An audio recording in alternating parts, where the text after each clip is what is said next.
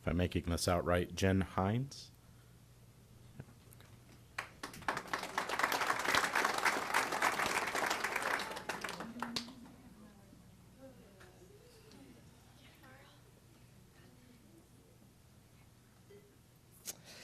My name is Ms. Hines, as in my name is based in being a teacher first. I teach at Centennial, and I'm here to bring the human to what has been a disappointing and disrespectful experience for me. You see, you've made this about sides and others. You hired a lawyer from Chicago that is known to take the human out of our needs, and you've stripped me of my worth, feeling like I have none. For a long time, I thought it was the discontentment for your only recognition of the work I do, a single fruit basket, to be shared by 160 of my colleagues for Teacher Appreciation Week. You'll excuse me if I don't see the recognition in your offering. You see, you don't want to pay me like the work I do. I'm not talking about the over 20 hours of grading outside of contract time I logged in the last 2 weeks balancing a personal funeral and essay feedback. You see, I am talking about walking into a room of crying students crying because their teenage lives were rocked by the fragility of life because of a suicide or violence, experiences that we've had sadly too often. You don't pay me like not having to explain this to one child, your child, but a room full of children, asking, how could this have happened? Or, is this my fault, Ms. Hines?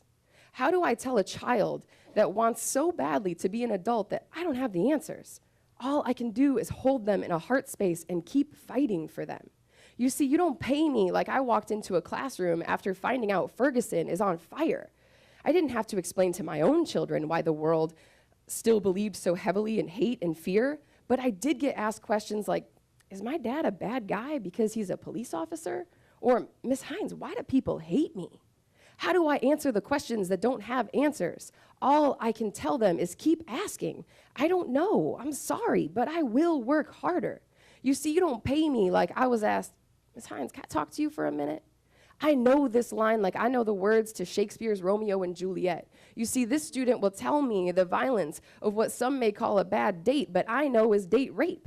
You don't pay me while I search for the words to tell them that what happened to them wasn't their fault and the supports they will need for the next chapters of their life. You see, you don't pay me for the hard moments, for the moment I finally had a job that required me to run down the hall because a student slipped a note in my pocket about how your child is feeling helpless and has a plan. You don't pay me like I'm a valued member of your community and this work is real. You believe that I need to be fixed as a teacher when I believe I need support. I need to be able to take a day off and recharge because I lost my sense of hope, and I don't know how to answer these questions. I need to be able to go and find out at conventions for teachers that can answer some of the questions I can't. I don't need 2 more days for you to fix me. I need to go to national conventions and feel the energy of hope and a conference full of people advocating for a better future for your children, for these children. They deserve for me to be hopeful.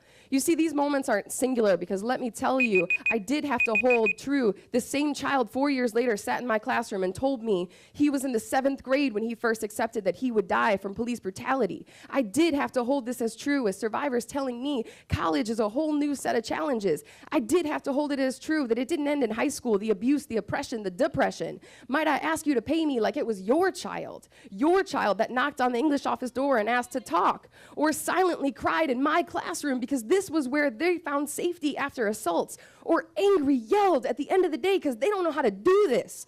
Might I ask you to pay me like this is exactly where you need people the most, and you can't get it by getting an anti-union lawyer or a fruit basket to split among 160 of us. Might I ask you to see this as human in this answer this. I will never stop fighting for your child, for these children, for justice and peace, but if you can't find value in me, how do I keep going when my students hear that the world doesn't value them?